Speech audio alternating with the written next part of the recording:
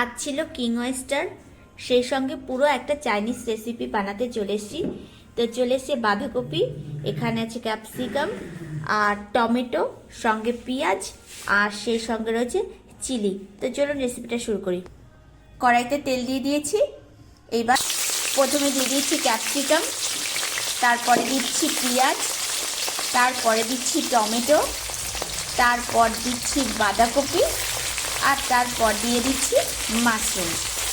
এবার একটু লবণ দেব, কেটে থাকা লঙ্কাটা দিয়ে দিচ্ছি, আর দিয়ে দিলাম ওপর থেকে একটুখানি লবণ। এবার সুন্দর করে 5-10 মিনিট এটাকে কষিয়ে নেব। 5 মিনিট হয়ে গেছে, এখন দিয়ে দিচ্ছি একটা ডিম। ডিমটাকে একটু ভালো করে নাড়িয়ে ভাজা ভাজা করে নেব।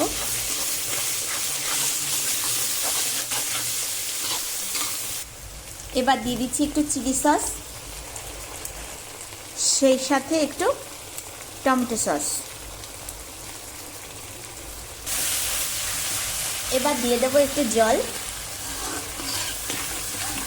আর তারপরে 5 মিনিট হয়ে গেলে নামিয়ে দেবো। এটা আমাদের একদম লাস্ট পর্যায়ে, আপনাদের বলেছিলাম 5 মিনিট পরে আসবো।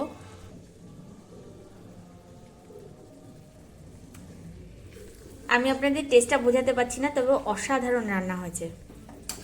এটার সঙ্গে এবার হবে লুচি, তো আপনাদের শেয়ার করবো আপনাদের সঙ্গে অবশ্যই। তো এই লাস্ট ফিনিশিং,